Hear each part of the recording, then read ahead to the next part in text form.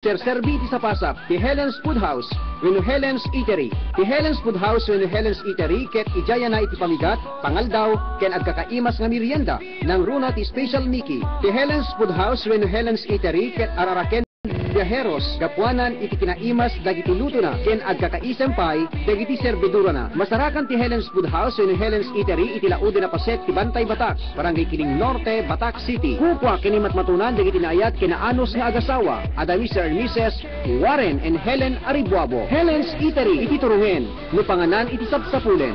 Helen's Eatery.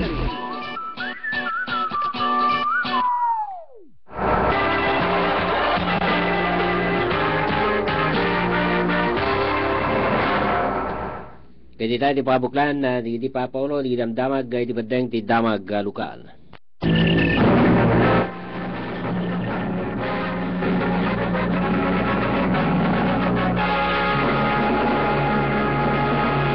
Dua nga kaso iti may pila kontra kadagiti agasawa nga natiliwan na iti syudad da iti Lawag, kadagito ket natiliwan iti Shabu, kastameten iti Paltog, no sa dino at kadatoy ket seknan iti munonata gundaway, nagiti suspetsa nga da Ashley Cardenas, kastameten na iti asawa na, nga ni Glenda Cardenas, madatoy ket natiliw itay laing kalabes ngal daw, iti siyudad da iti Lawag, babayan tatay iti may isang warrant of arrest, no sa dinot nga datoy ket tagpada, nga taga Badok ka Ilocos Norte, kem nagbalin tatang Kas Kristo, iti pagpapalutan ti siyudad ti Lawag, tinasaw tatang lalaki, umabot tatay ti sang gasot nga ribong pisos ti piyansa, tunggal maysa kadigiti dua, kapot tatay ti illegal drugs. Itintong ti panagsalungasing ti Republic Act 294, kapot tatay ti panakaala tatay ti Paltog kontra kenkwana, no sa dino natang datoy ket umabot may ti 10,000 pesos iti piyansa, tinasaw nga lalaki. Malagip tatang datoy ket ti droga, kalpasan ta nagpositibo datay ti warrant of arrest iti PNP ti siyudad ti Lawag, datoy ket laksin nga panangdakamat na nga personal dagiti araramaten na kabayatan tatay ti panakayuswat ti search and rescue operation iti mismo nga apartment nga yanda iti paset ti barangay 7 Dasby iti siyudad ti Lawag, no sa dino natang sa bali ti palto nga naalakin kuana, kaya datoy ket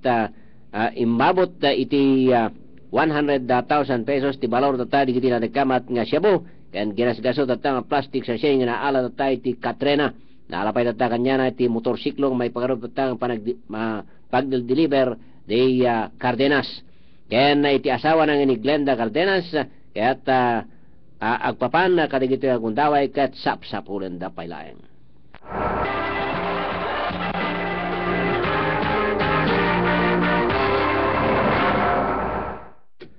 Kabayatan na iti sa bali pa damag lokal, may isang most wanted person natili tatang mismo wano na arestar Jayili ti Badok wano Jayili ti Sulsona Ilocos Norte, kastamoten nga adanti nagbaling nga reaksyon ni Governor Amy Marcos ti panakairamraman ti dating Mayor Marinette Gamboa ti ili ti Tingras, ti panakapapatay ti Diyos ti Alwad ng Inak Board President Ray Ruiz, ken adan ti pagdurdurasan ti kaso ni Mayor Maha Sales jay ili ti pagudpod. Amin di gitoy detalye ni Ronald Domingo.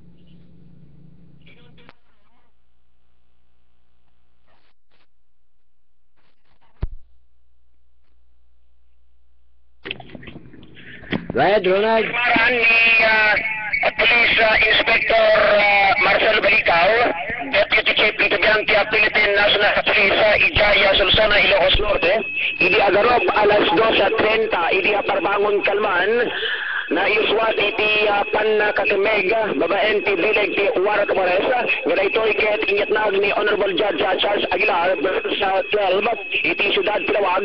segment laeng iti sumangsango iti kaso nga karnating. Segon kaniya Balicao, nabigbig ti suspect na agnagan iti Agnagan iti Mark A. sa Baltasar, 24 titawin na awan na nasawa, ken daytoy ket taga-barangay La Ureta, Solsona, Ilocos Norte. Segon kan ni Balikaw, haan na mismo iti pagtengan ti suspek iti nakarestaran na nyamket di iti mismo nga kabagyan na. Saan met nga nagsistir kunana no hamet nga nagsistir kunana ti suspek idi ta mapandak timigen tiya nadakamat nga suspek tiya pan nakakarnap ti may sang motorsiklo kunati deputy chief daytoy ket napasamag pa idi bulan ti Pebrero idi daytoy nga tawen 2012 nga daytoy ket ada mismo iti kustudjar iti biyang ti PNP Solsona Ilocos Norte. Kabigatan na ako na ti Deputy Chief ket naikubit-bit lang insigida iti biyang ti Ilocos Norte, Police Ilocos Norte Provincial Jail. Kabayatan na ng TED ti nananayang reaksyon ni Governor Jaime Marcos segnantalaeng iti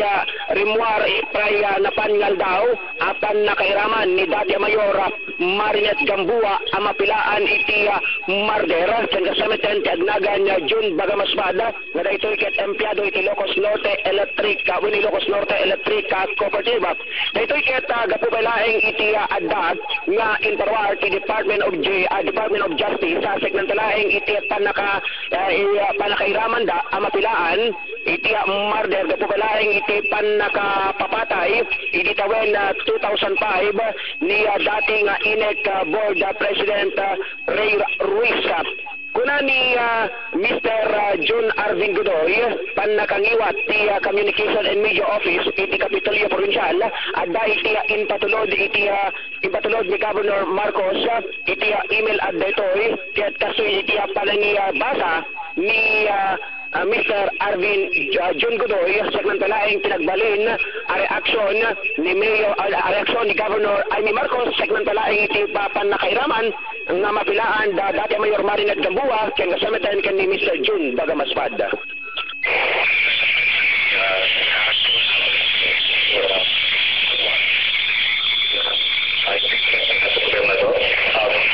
Salamat sa ito. Kamutan ako ng katarungan sa ako rin sa kanyang pag-isya at sa wakas nagpunasan ang trust sa mga karungan ng lupa na nangyayari. Isasal natin ang wakas at mahaba ang Panginoon sa ito at ang ating pagkatulang kung matitos ito sa ating pagkatulang sa ating sektor sa ito pagkatulang ng mga malalayang tao. Kaset ti panangibasa ni Mr. John Arvin Godoy panakangiwat ni Governor Jaime Marcos iti biyang ti Communication and Media Office segnantalaeng pinagbalin a reaksyon ti gobernador iti panakairaman ti nagan ni Datia Mayor Marinet Gambua kini June Bagamasbada ang makaswan iti murder. Kalpasan med detoy naamuan tayo nga insigidamet nga nag-motion for reconsideration ti abogado ni Datia Mayor Marinet Gambua ani Attorney Ferdinand Ignacio segnantalaeng iti interwar ti Department of Justice apan nakairaman dagitoy dua ang mapilaan iti murder ken namon tayo pa iti biyang iti Provincial Prosecutor's Office nga haanda nga maarestar wenno haanda nga handa pa lang makatigtignay aga sikod kalaeng daytoy panagapila wenno palagapil ni Attorney Ferdinand Ignacio wenno itimakon ko na apanag motion for reconsideration na. Kabayatan na nang pa iti aksyon ni Governor Jaime Marcos segnantalaeng iti kaso asang sawen ni Pagudpud Mayor Maha Sales kalpasan nga nadesisyonanen iti biyang ti Sangguniang Panlalawigan iti laeng aldaw ti Lunes kabayatan ti regular session ditoy nga imbes nga innem a bulan ang mapatawan iti suspension na ti Mayura ket nagbalilaeng upat nga bulan ditoy. Iti adda nga danon nga reaksyon ni Governor Jaime Marcos iti email ad ni Mr. John Arvin Godoy panakangiwat ti Communication Media Office iti Provincial Capital ket agyamyaman ti Gobernador aga sikod talaeng iti nagbalin nga desisyon ken patas nga panang desisyon iti biyang ti Sangguniang Panlalawigan segnantalaeng ti kaso tinasao a Mayura. Kasimet ti panangibasa ni Mr. John Arvin Godoy.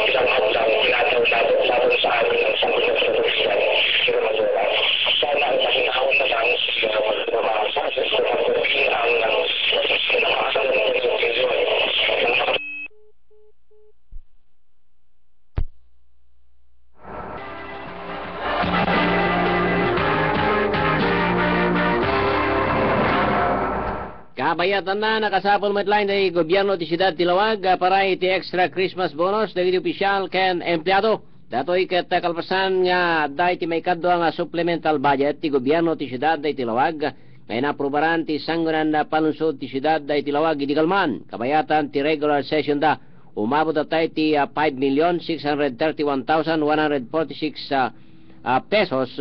ti naaprobaran sa dinatan dati kinunan ni sanggunan na palunsod na member Shirley Ongsin kami ti chairman ti finance ken appropriation ti sanggunan palunsod nga tinadagama da kantidad ket para datay ti extra cash gift amin at ti opisyal ken empleyado karaman kadagiti casual job orders ken contractuals ti pondo ket naukon manipod datay ti savings ken additional revenue ti siyudad Tilawag tapnon ti ket may kan iti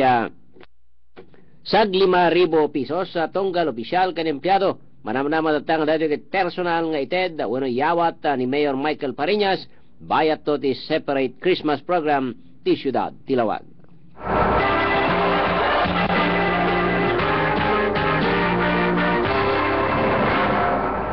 Kabayatan na mayuswa di public hearing iti ordinansa nga enacting the Market and Slaughterhouse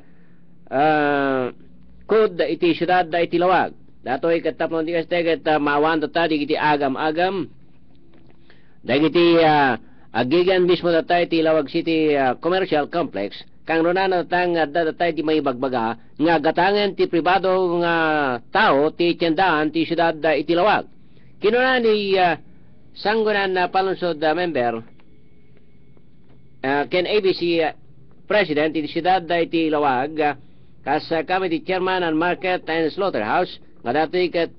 maimbitaran data amin nga general public kadagiti stall owners si Tilawag City Public Market ken Commercial Complex dagiti barangay officials ken dadumapay tapno ti ket may swat tinadagkamat nga hearing into no Disyembre 15 mismo data iti public market iti siyudad iti Lawag. When bale, as per agreement a while ago by all the members of this body, we shall be conducting a public hearing on the 15th, particularly for the amendment of Section 45 of the Market Code, which deals primarily on the renewal of the contract of lease from having it renewed yearly. When this amendment is approved by this body, once they renew their contract now, it's going to be good for 3 years with an escalation of 3%, which will only take effect in 2017 and every year after 2017. So it's going to, for the duration of the 3 months that they renew their contract, there's no increase. But we have to present it to them because, say, for example, if the basement, the first ka nga 10.50 per square meter, 10.50 centavos per square meter, but after 3% escalation in 2017, that's going to be about 10 pesos 81 centavos, something like that per square meter. So very minimal lang, but then again, syempre masapol ni ipakaam mo. Pase di panagsarita ni ABC President Sibyl Fariñas ken as Committee Chairman ti Market and Slaughterhouse.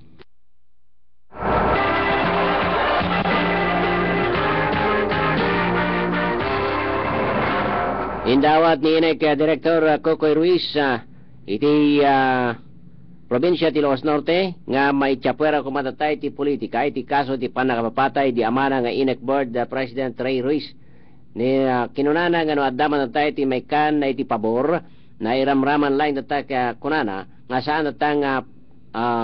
pudno nga dati kitagalalisto gapuanan ta dati kitalo nga tawen na iti napalabas sen sipod pay napapatay di amana gapuanan ti kunana ket ti hostisya ket saan datang dati kit madawdawat emket di kitrumbeng lain datang dati kit mailaban ti kayat kinunana ti pamilyada ket matilig data kiti nagaramid iti madi iti amana gapuanan ta dati kita imbagana ngadda data iti tinawagan ni dating mayor adda ta imbagana ngadda dati tinarayan ti dating mayor Marinette Gamboa nga krimen ijay Amerika nga rason datang dati ket nang disqualifyan ti Comelec nga kaday tangal daw nga dati ket maysa kadigiti mako ng reservation da. Et kunain na pa nga wamet iti amuna iti imbaga data ni Atty. Ferdinand Ignacio iti kada data iti nagkidaw iti PNP nga mangbantay kani bagamas pad ngem awan data iti poder ko kinuna ni Luis nga dati ket mang command ngem ket di ket alain dalaeng iti legal awagas.